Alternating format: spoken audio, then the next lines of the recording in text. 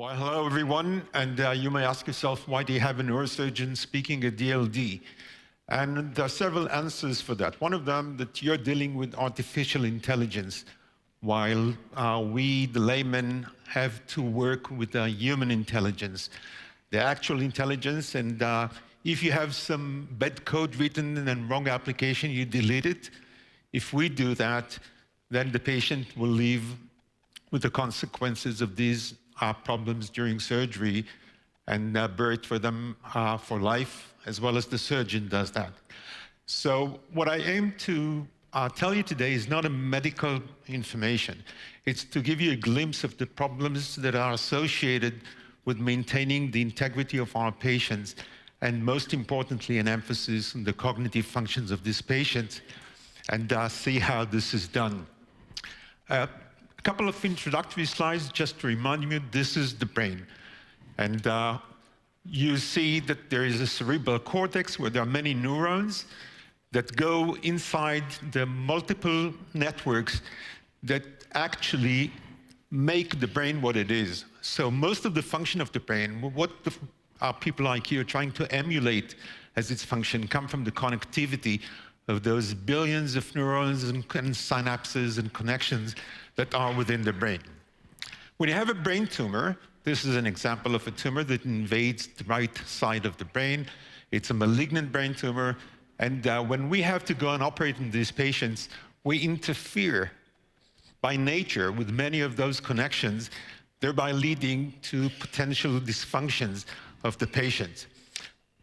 Unfortunately, when we go into the operating room, we don't have an atlas like this with arrows and markings that tell us exactly what function is at what place, especially since there is a huge variability among patients with the locations of the critical cortical functions.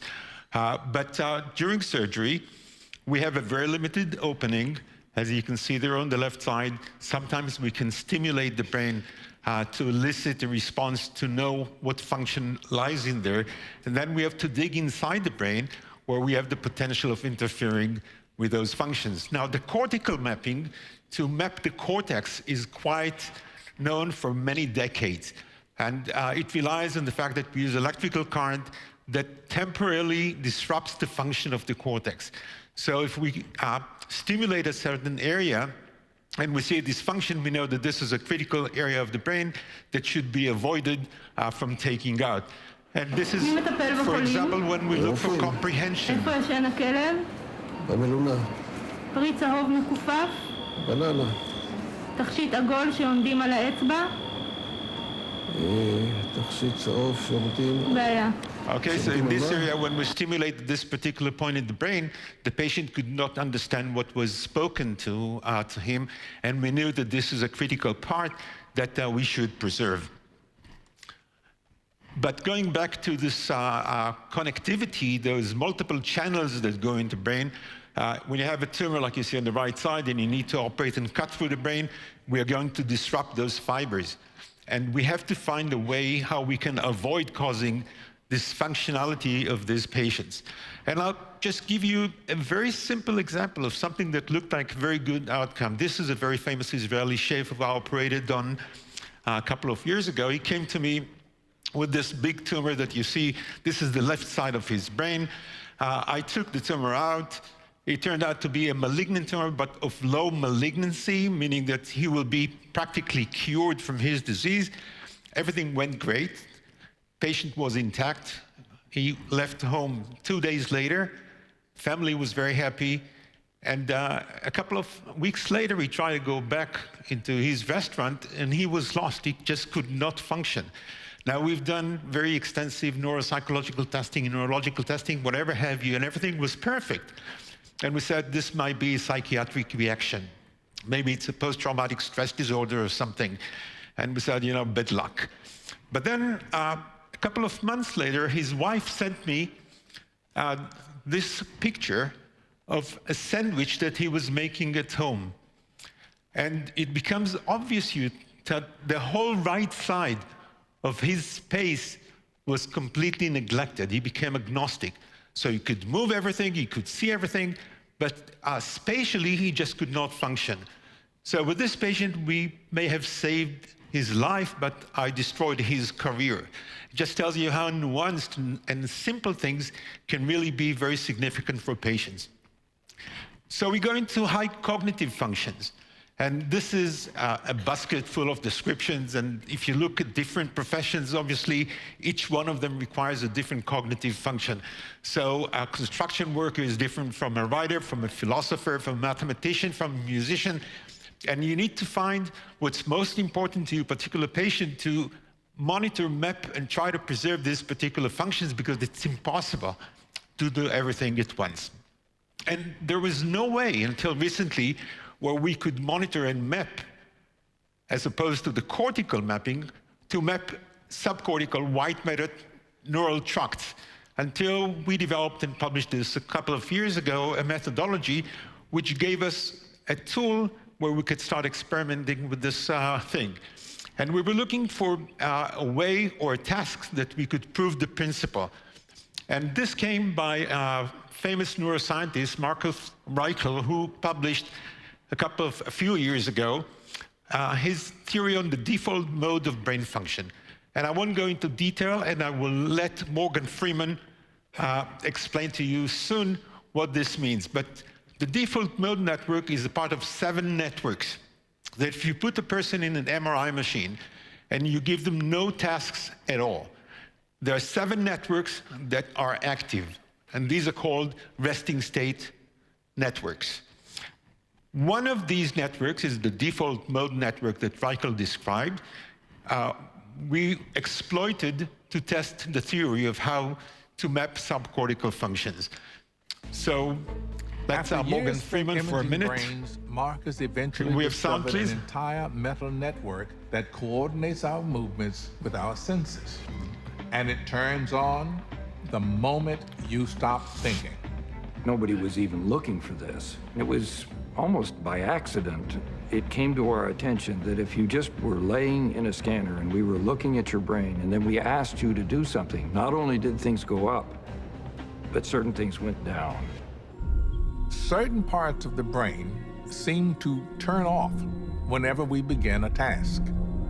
Those same regions become highly active whenever we are quiet and relaxed.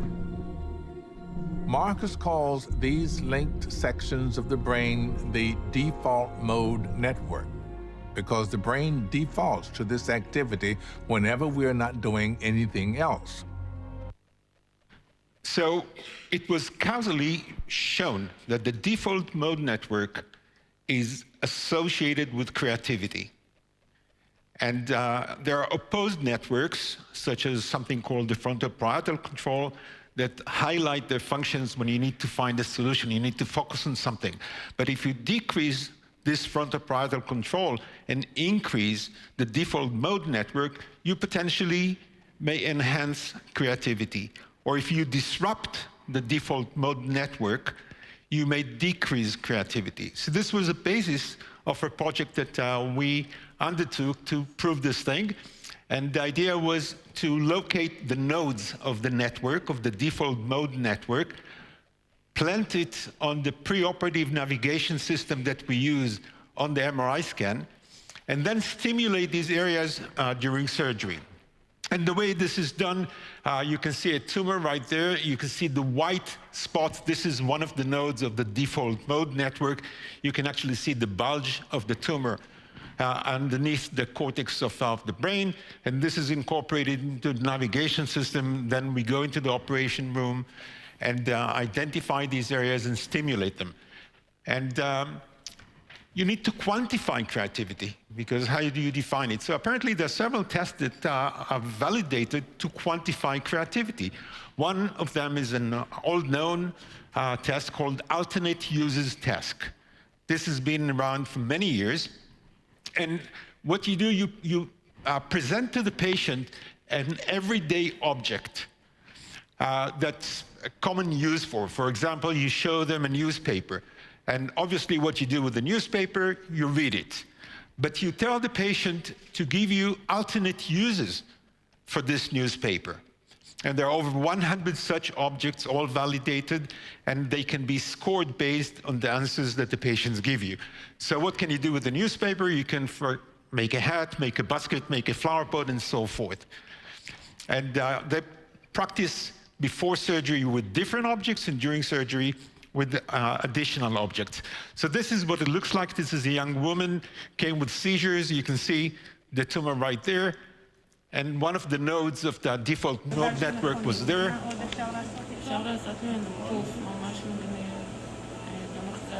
This is baseline. Ask what you can do with the car tire. And she's very creative. She gives multiple examples of alternate uses for the tire. Then we go and we stimulate these areas, and they tell her what can you do with the pencil while we stimulate the default mode network.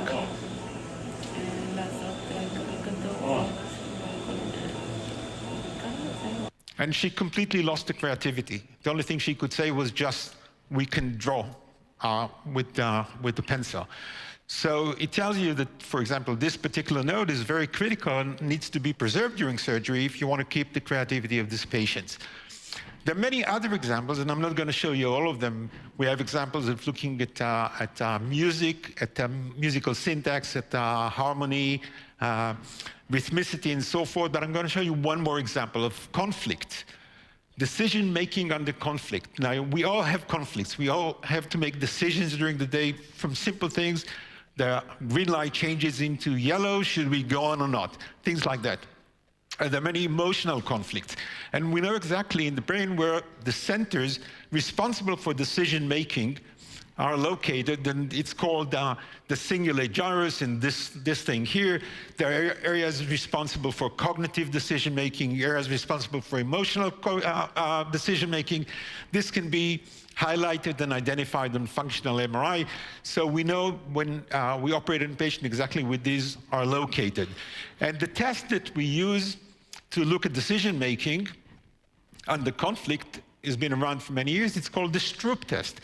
Now, with the Stroop test, you use a different color with wording, with different color of the wording to create a conflict. So congruency means that you write red in red, blue in blue, and green in green. And incongruency will be if you write red, for example, in blue, blue in green, and green in red, so forth. Okay, and then you present this as a problem to the patient during surgery to see if he can overcome the conflict and make the right decision. There's an interesting vignette about this thing that occurred during the Cold War when CIA interrogators tried to fish out Soviet spies in the United States. You know, there was a time everybody was paranoid about it. And they did the Stroop test in Russian. Now, if a true English-speaking American was taking the test, had no idea what Russian was, he would have no conflict. And his response time would be faster than if this particular suspect would know Russian and then be able to understand the words and create a conflict by which they hunted them down and found them. But let's see how we do this in the operating room. This is, by the way, a Russian judge. Lucky for him, I was not from the CIA, but he developed this tumor that you see here in the cingulate gyrus, and we're doing the Stroop test to him. Green. Red. טוב.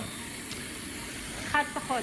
Okay, so when we stimulated this area in the cingulate gyrus responsible for decision-making under conflict, he started to have mistakes. We knew that since he was a judge, I don't know if that makes much difference according to some of the verdicts that they produced, we tried to preserve this. But let's go to a really unknown, uncharted territory, and that's emotional connectivity. Now, emotional connectivity is obviously a high cognitive function, but we have no idea what really creates emotion. And some of our guys, very intuitive in our imaging unit in our department, decided we're going to try and map these things before and during surgery. So we thought, what's going to be the stimulus to create emotion? We said, we're going to use sad movies. So I remembered this movie, which my daughter, when she was a child, 30 years ago, watched it maybe 20 or 30 times. It's about a single mother who's going to die from cancer. And she has 10 children. And the whole movie is how she gives her children away to different families.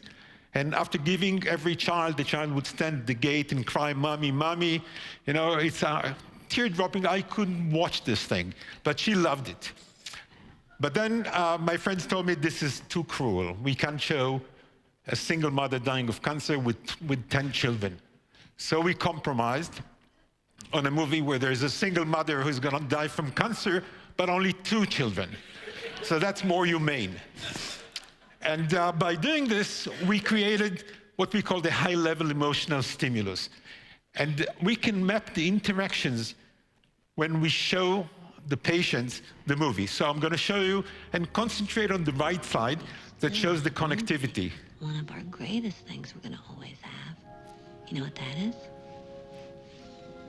Our dreams. We can still meet in our dreams. Oops, sorry. But we still have one thing. One of our greatest things we're going to always have.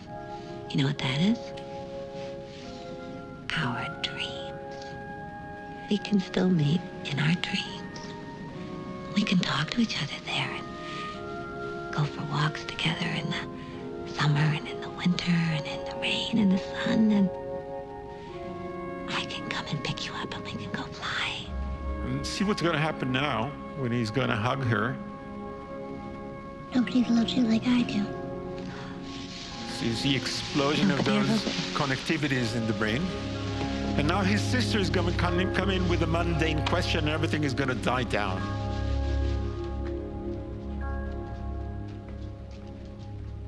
Hi. Brought you some tea. Woof. Okay, so I didn't know what to do with the data, and then I was introduced to something most of you probably are aware of, but I had no idea what it was. It's a graph theory, where you can take all those data points and actually plot them on the surface of the brain of the patient before you go into the operation. Now, you see all those nodes that we saw from the preoperative MRI scan, and we have no clue what each one of them does or responsible for. But we do know that the input into this network comes from different sources with different intensity. And for example, this 0.5 shows a huge amount of intensity, and without knowing what's in there, we know that we're going to try and preserve this area, maybe in an attempt to preserve this cognitive function of emotionality. This is really in embryonic phases. I don't know where it's going to lead. So if you try to wrap some of those glimpses I've shown you, we know that the challenge is to develop a pre- and intraoperative technology that will enable us to define safe pathways in the brain, identify regions that can be preserved or ablated completely, and perhaps in the near future allow means of cognitive augmentation for functions that you may choose, linguistics, music, whatever, and change the hardwired concept of the brain as a machine into a biologically dynamic concept by which our brain does work. And the main problem is that there is a very small number of such procedures and events to really try and utilize this in AI fashion. And this is the challenge that's presented here to the audience, to see how we can take these issues of cognitive integrity preservations with very complex activity of the brain and apply them in a more useful way. Thank you.